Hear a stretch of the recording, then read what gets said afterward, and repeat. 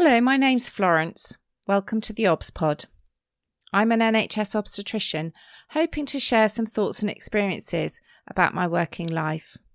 Perhaps you enjoy Call the Midwife, maybe birth fascinates you, or you're simply curious about what exactly an obstetrician is. You might be pregnant and preparing for birth.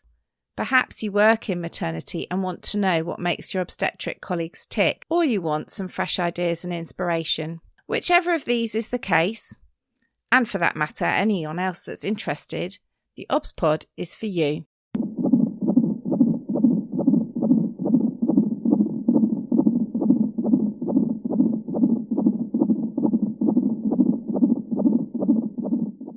Episode 154. Pregnancy in Prison. This might seem an odd topic. After all, a very, very small percentage of the pregnant population are in prison.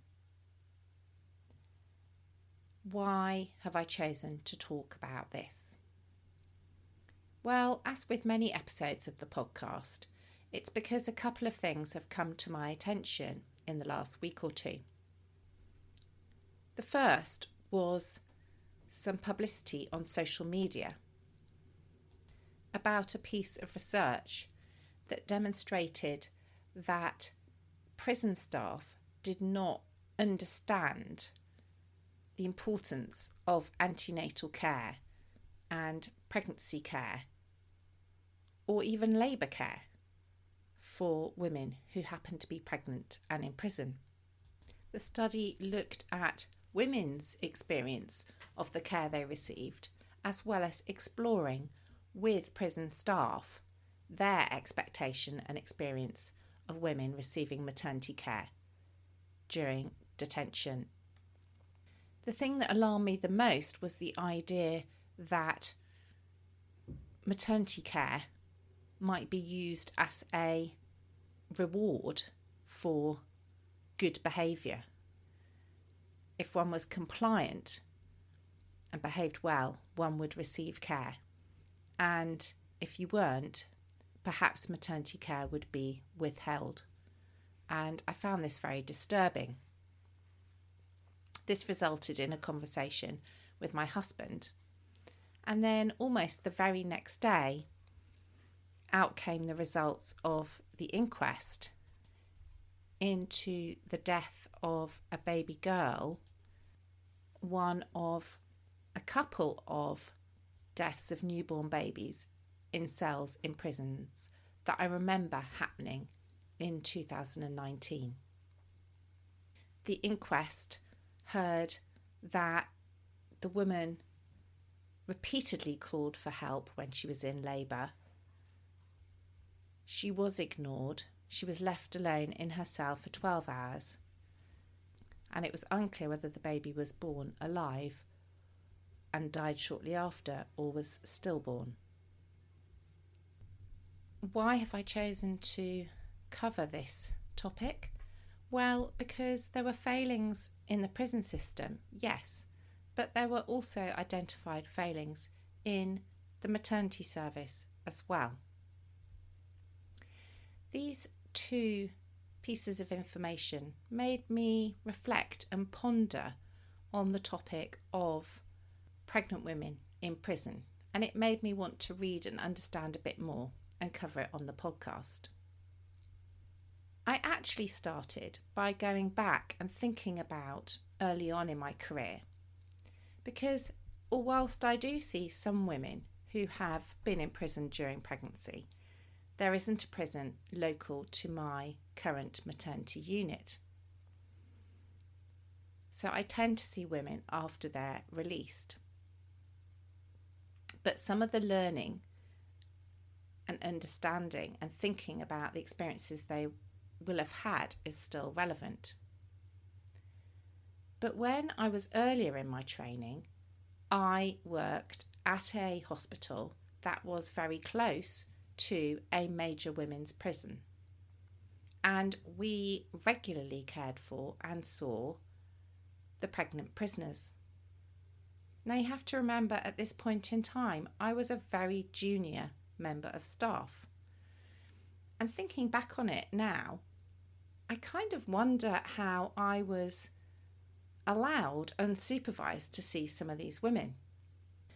But even at that point, I knew there was a difference in different grades and whether women were coming to see me on day release from the prison, or whether they came with a prison officer, whether they were handcuffed or not, and what degree of freedom they had. I do remember considerable disquiet when a very high risk or deemed high risk case woman came with armed guards, and there was a debate about whether or not she would be shackled during the birth. Reflecting like this made me consider perhaps my level of ignorance about this topic. And so I'm going to discuss a little bit about what I've found out by exploring in a bit more depth. I'm going to start with the article I mentioned at the top of the episode, called Experiences of Midwifery Care in English Prisons. And it was actually published in November in Birth. So this isn't just a UK problem, but this study focused on UK women. So the study gives the context of around 10 million people globally being in prison, around 7% of whom are women and girls, and the United States having the highest number of imprisoned women at 12 per 100,000 of the national population, with 3% of the prison population being pregnant. In the UK, women only make up 5% of the prison population. But what that equates to is that in the UK, in prison, in May 2022, there were around 3,260 women, with approximately 600 pregnancies and 100 births. To put this in context, England only has 12 women's prisons, 6 of whom have a mother and baby unit located within the prison but separate from the main population. And following birth, women who've been allocated a place in the prison mother and baby unit return to the mother and baby unit with their babies. Those who've not been allocated a place in the mother and baby unit return to the general prison population and are separated from their babies. Midwifery care is usually provided by a community team, and women are usually accompanied by 2 prison officers to the local hospital for scans and specialist appointments. So they set out to look qualitatively at the experiences of perinatal prisoners and compare that with best midwifery practice by interviewing women in 3 English prisons over a period of 10 months, and they interviewed 28 women. Alongside this, they interviewed 10 members of staff, which was 6 prison service staff and 4 healthcare personnel. They also did 10 months of prison fieldwork to look at observations of everyday prison life. So the numbers are small, but the conclusions are important. Interestingly, of the 28 participants, 21 were in prison for the first time. Most of them, 21, had been sentenced for a non-violent crime and were usually serving a sentence of 6 months or less. 12 women were at various stages of pregnancy at the time of interview, and the remainder were interviewed post-birth. If you just stop before you even think about the maternity care people are receiving, and you consider that these are non-violent crimes with a sentence of 6 months or less, why on earth do we think pregnancy is a good time for women to be incarcerated, let alone the time around birth? In each prison, maternity care was provided by one midwife from the local community in part of her normal antenatal and postnatal care, but this midwife did not provide the labour care. And this had some real failings because reliance on one midwife meant that women received very limited care if the midwife was away. There didn't seem to be any cross cover. And some of the quotes from women are really shocking. Women commented about the difference between being pregnant in prison and being pregnant on the outside. Limited choices, the midwife not having jurisdiction about what happened. And really, midwives not understanding and thinking more holistically. For example, what sort of diet is the woman getting in prison? Is she getting sufficient fruit and veg and exercise to keep healthy? And women were unable to contact a midwife for advice and support if they had concerns. You'd have to wait. Either the midwife was coming this week or they weren't. There was very limited antenatal education and classes. In some prisons, there were no antenatal education at all, and women received information about labour and birth from other prisoners. In one prison, there were antenatal classes in the mother and baby unit, and in another prison, women could access classes in the community. So this demonstrates a real lack of standardisation of what these women are receiving.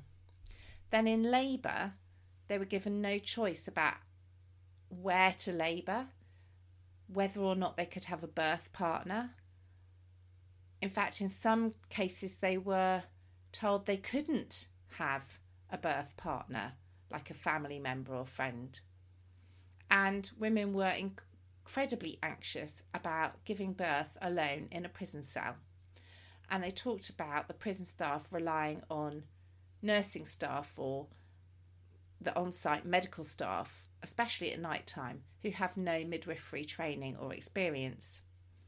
So women were terrified that they might go into labour at night when there's no midwife. You've just got nurses. You'd be unsupported in labour. Then if we turn to the prison officers just demonstrated very limited understanding of the role of a midwife, and not really understanding that nurses and midwives have very different qualifications and are able or unable to make very different decisions. They said if they had any concerns about a pregnant woman, then obviously immediately they'd get healthcare assistance, but they didn't appreciate that this would be a nurse who may have very limited understanding of pregnancy and birth. Some of them just felt it was blood test, blood pressure check, urine dip, and maybe the doctor would give them a bit of folic acid. And the staff also revealed moral evaluations of prisoner behaviour. So if you knew what they were in prison for, you'd be more or less sympathetic. Privileges might be different food or better mattress or a multivitamin tablet. And the general perception of staff was that pregnant women shouldn't be treated any differently from other prisoners. So ensuring access to maternity services that were equivalent to community maternity services was very challenging, with layers of complexity and a large amount of inconsistent provision. And women talked about being controlled and having no choice and having very limited influence. So it's quite sad reading. And then there's a pretty good discussion because it talks about the level of midwifery care that a woman should be able to expect in pregnancy. And it talks about the fact that there's no choice of midwifery provider when you're in prison. There is some continuity of care, but both the women themselves and the staff caring for them showed a real lack of awareness about what should and shouldn't be feasible for a pregnant woman, and that this prison healthcare blends into prison culture, with healthcare staff then often being affected by the prison climate so that there's a negative impact on the care they receive. Interestingly, not all countries imprison pregnant women. In particular, Norway is mentioned in the article as a woman being able to postpone her prison sentence if she is pregnant, or to be released in the 6th month of pregnancy so that she can give birth out of prison and then complete her sentence at a later point. I would argue, given the recent deaths of 2 newborn babies in English prisons, that this really is something that needs examining. So that's kind of qualitatively, which obviously is important. But what about quantitatively? So I had a little look at the Tommy's article about pregnancy loss and pregnancy complications for pregnant women in prison. And the stats are quite stark. They released a report in September saying 50 births took place in UK prisons in the last year. And there's evidence that pregnant women in prison are 5 times more likely to experience a stillbirth, twice as likely to give birth prematurely. 1 in 10 pregnant women in prison do give birth in a cell or on the way to hospital. And at least 2 babies had died in women's prisons in the last 3 years. And they argued that really, alongside many other people, there should be a call for the change of sentencing and bail practices for pregnant women and new mothers. And again, it reiterated that 3 in 5 women prisoners are sentenced to less than 6 months in prison, and the most common offence among pregnant prisoners is shoplifting. What are we doing as a society if we think that crime of this type deserves this degree of incarceration that can cause this negative impact on the health of women and their babies? Really shocking. It's not a safe place to be pregnant. The other thing when I was researching this episode that kind of popped up into my head was actually how many of these women are actually sentenced. So I remember some very high profile cases back in my training, and I thought, okay, I will just kind of Google a few of them and see, because I didn't really know at the time what was going on and what necessarily they were in prison for. And I was incredibly shocked to discover that some of the women I dealt with who had been accompanied, guarded by prison officers, handcuffed, had actually never been convicted. They had been on remand. So not only are we providing substandard maternity care and in a punitive environment to women at an incredibly vulnerable time, which potentially can cause harm, but we're doing so for some women that haven't even been convicted of a crime, let alone the fact that if they have been convicted of a crime, it might be a relatively minor crime. And I mean, that just blew my mind. That's incredibly shocking information. When I gave my TED talk, one of my fellow speakers was Hannah Kirkbride. She gave a fantastic talk about how the care system affects career prospects. She started her talk with the most compelling description of what it would feel like to be a child in the care system, trying to get to sleep in a completely unfamiliar home with strangers. She then went on in her talk to discuss the difficulties of leaving care. Perhaps leaving care into the charge of someone who actually wasn't suitable and might lead one in the wrong direction. And recently she sent me an article about the intersection between the care system or experience of care as a child and criminal behaviour, and then the impact that has on women as they go on to become mothers, and how we might be causing intergenerational harm. A woman who may have grown up in care has a higher chance of interaction with the justice system, and then potentially as a result being pregnant in prison or having her own baby taken away and put into care, and how we're re-traumatising very already traumatised young women.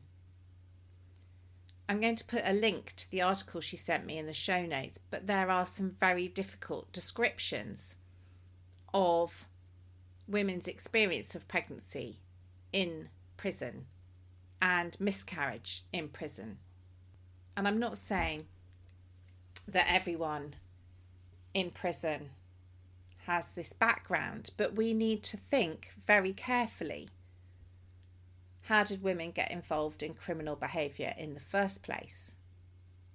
And understand that it may be for very complex reasons, some of which are not under their control. So what am I trying to say with this ramble? What's my zesty bit? I guess I want to add my voice to the idea that pregnant women and new mothers should not have custodial sentences. If they do, we need to work hard as maternity services to make sure we're thinking not only about the access to immediate care, but also standardising care and trying to enable that those women receive equitable care.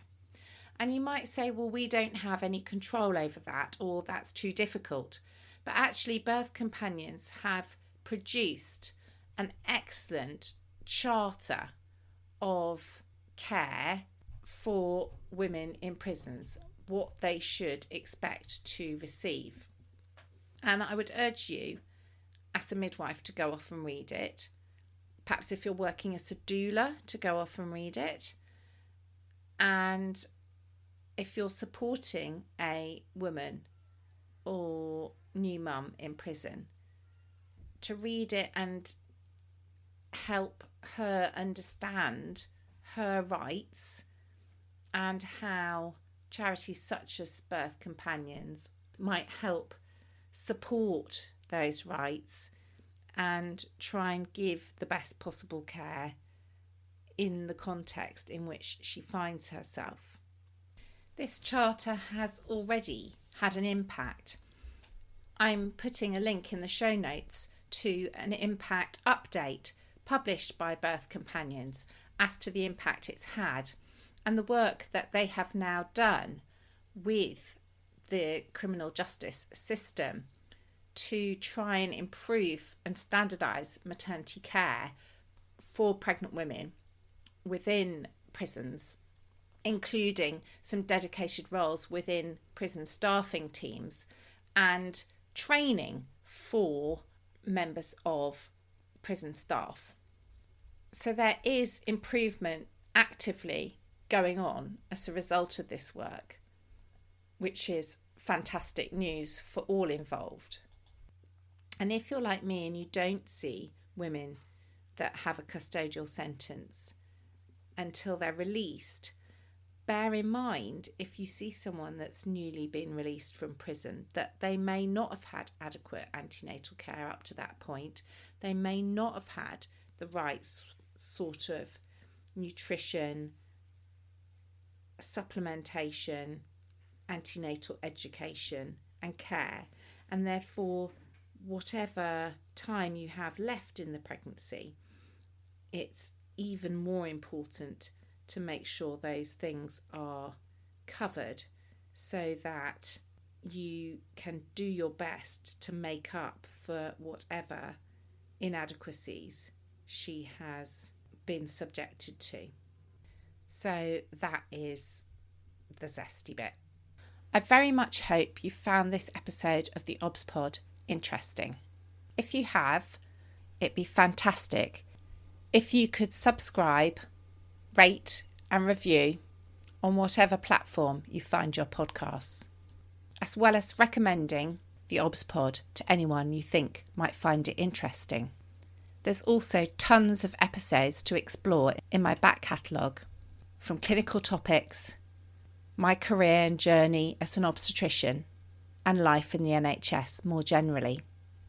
I'd like to assure women I care for that I take confidentiality very seriously and take great care not to use any patient identifiable information unless I have expressly asked the permission of the person involved on that rare occasion when it's been absolutely necessary. If you found this episode interesting and want to explore the subject a little more deeply, don't forget to take a look at the programme notes where I've attached some links. If you want to get in touch to suggest topics for future episodes, you can find me at theobspod on Twitter and Instagram, and you can email me theobspod@gmail.com.